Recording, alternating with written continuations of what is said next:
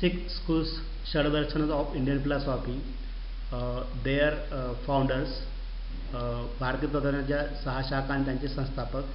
न्याय दर्शन बाय गौतम ऋषी, वैशेषिक दर्शन बाय कणाद ऋषी, सांख्य दर्शन बाय कपिल मुनी, योग दर्शन बाय पतंजलि महर्षि, पूर्व मीमांसा दर्शन बाय जैमिनी, एंड उत्तर मीमांसा और Vedanta by Badarayana or Vyasa. These all 6 schools of orthodox schools of Indian philosophy, explaining different types of the philosophy, orthodox philosophy, ways of seeing things, the 6 instrument of true teachings, the 6 demonstration of truth. Each school has developed, systematized and correlated with the various parts of the Veda on its own way. Each system has its Sutrakara, the one great rishi who systematized the doctrine of the schools and put them in short aphorism or sutras. ही 6ही दर्शन, आस्तिक दर्शन भारतीय तत्त्वज्ञानातील ही आपल्याला वस्तू पाहण्याच्या पद्धती शिकवते. सत्य शिक्षणाची यांना आपण 6 दर्शनं म्हणतो, साधने म्हणतो. सत्याची 6 ही प्रात्यक्षिक आहेत. प्रत्येक दर्शनाने वेदांगाच्या विविध भागांचा अर्थ लावून त्याचा पद्धतशीर विकास परस्पर संबंधाने केला आहे. प्रत्येक शास्त्रात त्याचे सूत्रकार असतात, जे वरीलप्रमाणे आपण न्याय गौतम ऋषी, वैशेषिक कणाद ऋषी, सांख्य कपिल मुनी, योग पतंजलि महर्षी, पूर्व मीमांसा जैमिनी आणि उत्तर मीमांसा किंवा वेदांत बादरायण किंवा वायस आहेत. याने सिद्धांताची, सर्व सिद्धांताची आपापल्या पद्धतीने व्यवस्था केली. First Darshan out of 6 Darshan, that is a न्याय दर्शन. न्याय, literally meaning justice, rules, method or judgment, is one of the 6 orthodox Astic schools of Indian philosophy. Nyaya's most significant contribution to Indian philosophy were systematic development of the theory of logic, methodology and its treatise on epistemology. न्याय याचा शाब्दिक अर्थ न्याय, नियम, पद्धत हा भारतीय तत्त्वज्ञानाच्या 6 आस्तिक शाखांपैकी एक आहे. भारतीय तत्त्वज्ञानाचे सर्वात महत्त्वाचे योगदान म्हणजे न्यायाचे योगदान म्हणजे तर्कशास्त्र, पद्धती आणि ज्ञानशास्त्रावर त्यांचा ग्रंथांचा पद्धतशीर विकास. Founder of Nyaya Darshan, the Nyaya of logic is said to have been founded by sage name Gautam Muni. He is also known as Gautam Akshapada and Dirgha Tapas. न्यायदर्शनाचा संस्थापक हे गौतम नावाच्या ऋषींनी केले असे म्हणतात. त्यांना आपण गौतम अक्षपाद आणि दीर्घ तपस असे म्हणतो. एपिस्टेमॉलॉजी, the means of knowledge or source of knowledge. Nyaya schools accept 4 out of 6 pramanas as reliable means of gaining knowledge. Pratyaksha, perception, anumana, inference, upamana, comparison and analogy, and shabda, word, testimony of past or present reliable expert. न्यायाचे ज्ञानशास्त्र हे न्यायदर्शन 6 पैकी 4 प्रमाणांना ज्ञान मिळवण्याचे साधन म्हणून स्वीकारते. प्रत्यक्ष, अनुमान, उपमान आणि शब्द.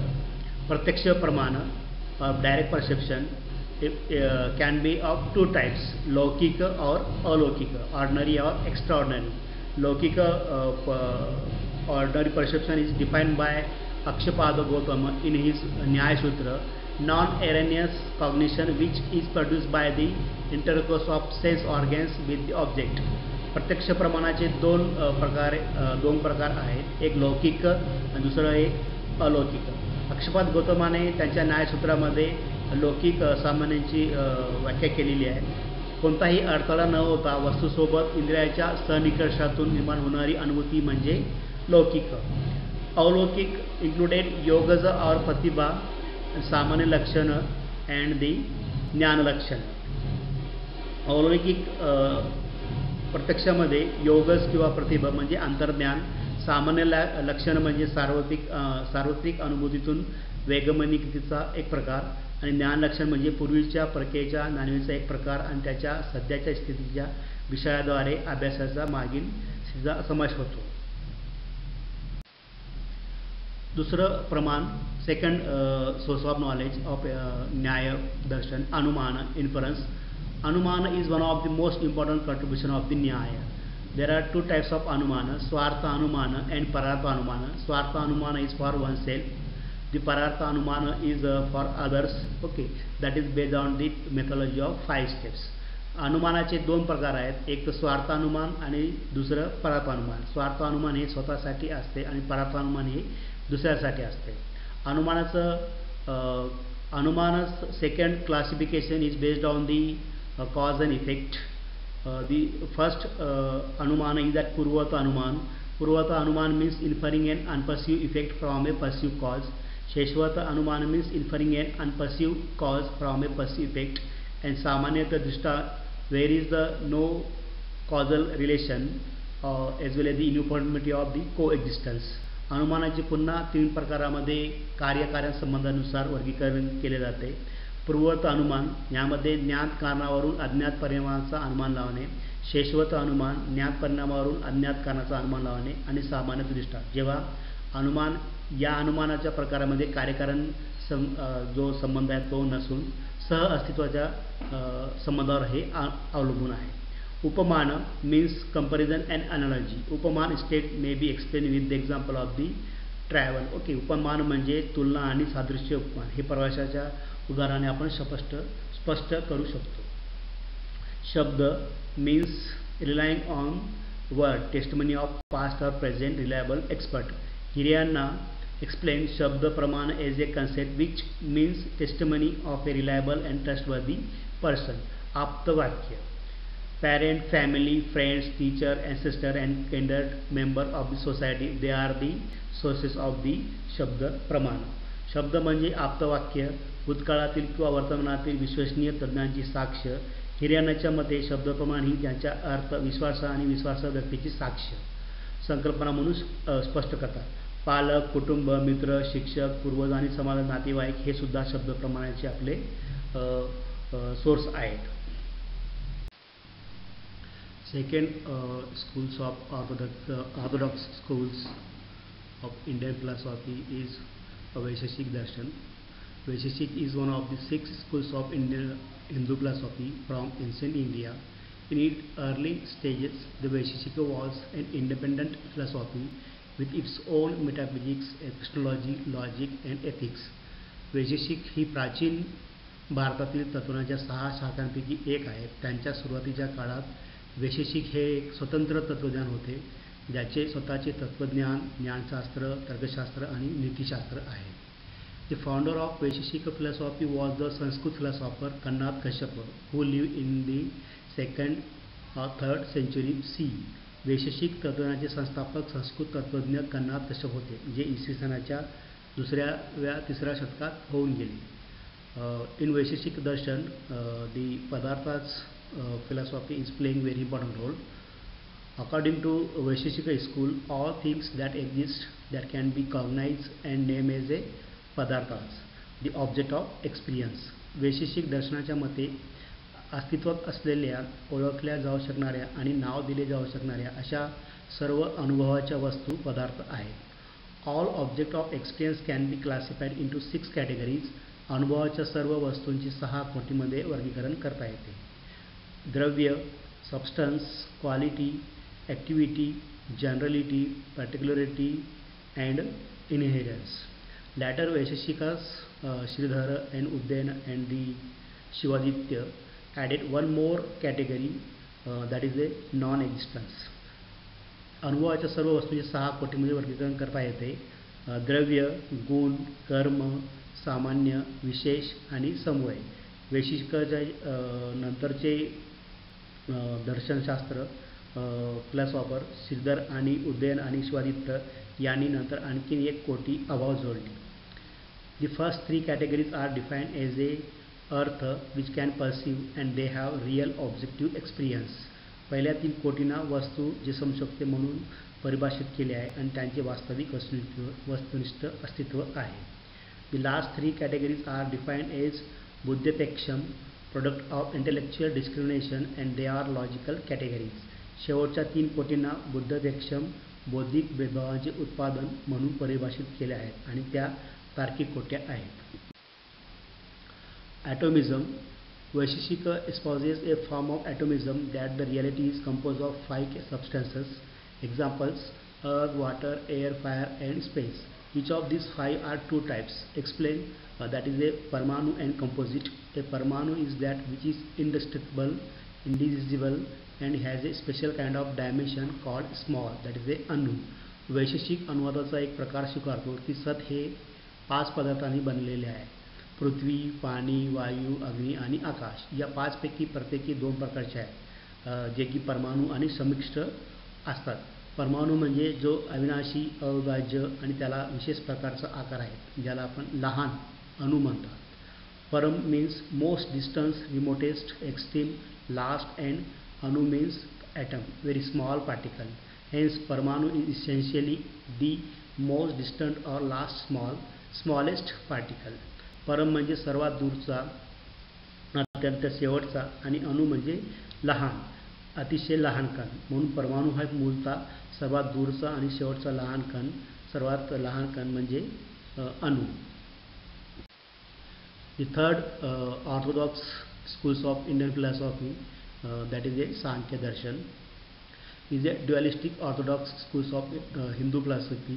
It views reality as composed of two independent principles, Purusha, consciousness or spirit, and Prakriti, nature or matter, including the human mind and emotions. सांख्य ही हिंदू तत्वज्ञानाची द्वैतवादी आस्तिक दर्शन आहे. हे सत्कडे 2 स्वतंत्र तत्वे, पुरुष चेतना किंवा आत्मा आणि प्रकृती मानवी मन आणि भावनासह, म्हणजे निसर्ग आणि पदार्थ यापासून बनलेले म्हणून पाहते. In Sankhya darshan dualism is playing very important role. Purusha is the witness consciousness. It is absolute, independent, free, beyond perception, above any experience by mind और senses, and impossible to describe in words. पुरुष म्हणजे साक्षी चैतन्य, ते निरपेक्ष, स्वतंत्र, मुक्त, आकलनापलीकडचे, मन किंवा इंद्रियाच्या कोणत्याही अनुभवापेक्षा वरचे आहे आणि शब्दात त्यांचे वर्णन करणे अशक्य आहे. प्रकृती is a matter of nature. It is a inactive, unconscious, and it is a balance of the 3 gunas, नेमली सत्व, रजस अँड तमस. प्रकृती ही पदार्थ किंवा निसर्ग आहे. हे निष्क्रिय, अचेतन आणि 3 गुणांचे संतुलन आहे, म्हणजे सत्व, रजस आणि तमस. When Prakriti come into contact with Purusha, this balance is disturbed and Prakriti becomes manifest, evolving 23 gunas, namely intellect, ego, the 5 sensory capacities known as ears, skin, eyes, tongue and nose. The 5 actions capacities known as hasta, pada, paka, anuj and upastha, and the 5 subtle elements or modes of sensory content, from which the 5 gross elements or forms of perceptual objects, earth, water, fire and space, emerge, in turn giving rise to the manifestation of the sensory experience and cognition. Liberation, moksha. Sankhya school consider moksha as a natural quest of every jiva. The Sankhya Karika states as the unconscious milk functions for the sake of nourishment of the calf, so the Prakriti functions for the sake of moksha of the spirit. Sankhya Karika वर्ग 57. सांख्य दर्शन मोक्ष हा प्रत्येक जीवाचा नैसर्गिक शोध मानते. सांख्य कारिका म्हणते, जसे अचेतन दूध वासराच्या पोषणासाठी कार्य करते, त्याप्रमाणे प्रकृती आत्म्याच्या मोक्षासाठी कार्य करते. सांख्य कारिका श्लोक 57. सांख्य regards ignorance as the root cause of suffering and bondage. Sankhya state that the way out of this suffering is through knowledge. Moksha states Sankhya school result from knowing the difference between Prakriti and Purusha.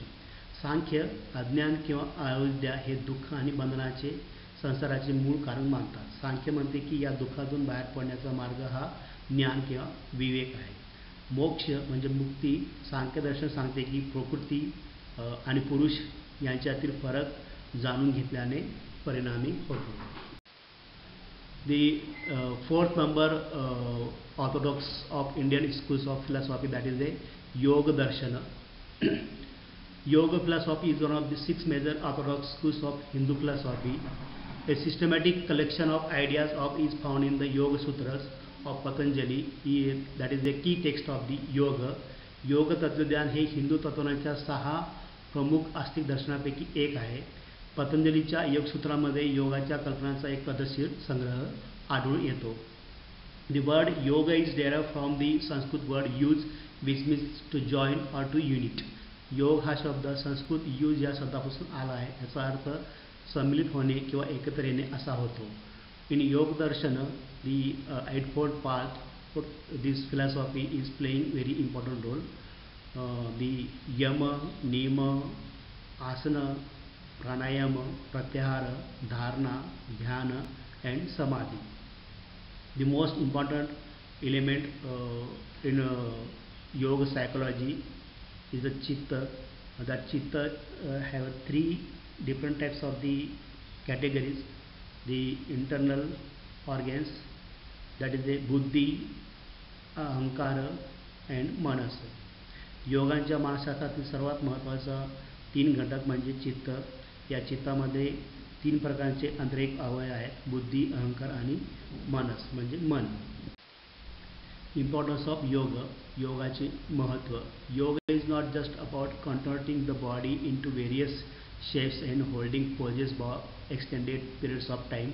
At its core, yoga is a holistic practice that encompasses physical, mental and spiritual well-being. The philosophy of yoga delves deeper into the origin of the practice and helps us understand its true essence. योग म्हणजे केवळ शरीराला विविध आकारामध्ये बदलणे आणि दीर्घकाळापर्यंत स्थिती धारण करणे असे नाही. योग हा सर्वांगीण सराव ज्यामध्ये शारीरिक, मानसिक, आध्यात्मिक विकास समाविष्ट आहे. योगाचे तत्वज्ञान सरावाच्या उत्पत्तीचा सखोल अभ्यास करते आणि सर्वांना त्याचे खरे सार समजण्यास मदत करते. The philosophy of yoga is based on the belief that we are all connected and that everything in the universe is interconnected. It teaches us to live in harmony with ourselves and the world around us. योगाचे तत्वज्ञान आपण सर्व एकमेकाशी जोडलेले आहोत आणि विश्वातली प्रत्येक गोष्ट ती एकमेकाशी संबंधित आहे या विश्वासावर आधारित आहे. हे आपल्याला स्वतःशी आणि आपल्या सोबतच्या जगाशी सुसंगत राहण्यास शिकवते. Yoga teaches us the importance of self care. In other word, to take care of others we must first take care of our self. Yoga आपल्याला स्वतःची काळजी घ्यायची असेल तर प्रथम स्वतःची काळजी घेतली पाहिजे असे आपल्याला शिकवते. Yoga encourages us practice self-love and self-compassion. By doing so, we are better equipped to handle life challenges and serve others with compassion. योग आपल्याला आत्मप्रेम आणि आत्मकरुणा यांचा सराव करण्यास प्रोत्साहित करते. असे केले आणि जीवनातील आव्हाने आपण हाताळण्यास सुसज्ज होऊ आणि सहानुभूतीने इतरांची सेवा करू असे शिकवते.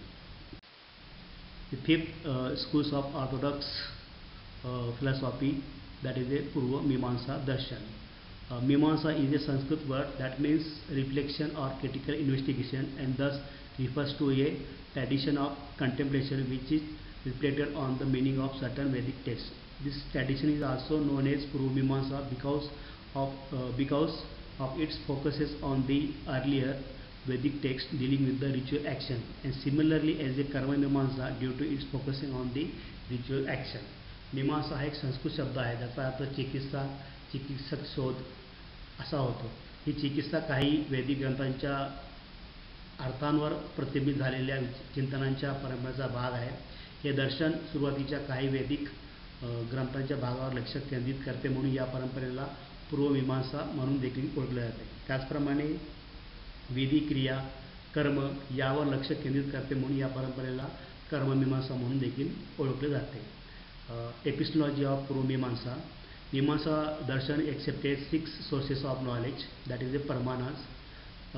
मीमांसा दर्शनाने ज्ञानाची 6 प्रमाणं स्वीकारली आहेत. Pratyaksha direct perception, anuman inference, shabda verbal testimony और नॉलेज, उपमान कंपॅरिझन और analogy, arthapatti postulation, anupalabdhi non perception. प्रत्यक्ष, अनुमान, शब्द, उपमान, अर्थपत्ती, अनुपलब्धी. की कन्सेप्ट ऑफ पूर्वमीमांसा दर्शन. पूर्वमीमांसातील महत्त्वाच्या संकल्पना. अपौरुषेय. The term अपौरुषेय central to the Mimamsa school assert that the Vedas are not of human origin. Instead, they are considered uncreated, without any specific author, and self-validating in their authority. अपौरुषेय हा शब्द मीमांसा दर्शनासाठी महत्त्वाचा आहे. हे असे प्रतिपादन करते की वेद हे मानवी उत्पत्तीतून निर्माण झालेले नाही, त्याऐवजी ते कोणत्याही विशिष्ट लेखाशिवाय निर्माण झालेले आहे आणि ते स्वतः प्रमाणित आहेत. Dharma is understood by Purvamimamsa can be translated into English as a virtue, morality और duty. The Purva-Mimamsa school traces the sources of knowledge of dharma neither to sense experience nor inference but to verbal cognition, knowledge of words and meaning according to Veda. धर्म पूर्वमीमांसाद्वारे समजलेल्या धर्माचे इंग्रजीमध्ये सद्गुण, नैतिकता किंवा कर्तव्य असे भाषांतर केले जाऊ शकते. पूर्वमीमांसा दर्शन धर्माच्या ज्ञानाचा स्रोत इंद्रिय अनुभव किंवा अनुमान स्वीकारत नाही, तर वेदानुसार मौखिक अनुभूती म्हणजे शब्द आणि अर्थाचे ज्ञान असे स्वीकारते. Non-theism Mimamsa theorists decided that the evidence allegedly proving the existence of God was insufficient. They argued that there was no need to postulate a maker for the world, just as there was no need to an author to compose the Vedas or God to validate the rituals. मीमांसकाच्या मते ईश्वराचे अस्तित्व सिद्ध करणारे पुरावे अपुर आहेत.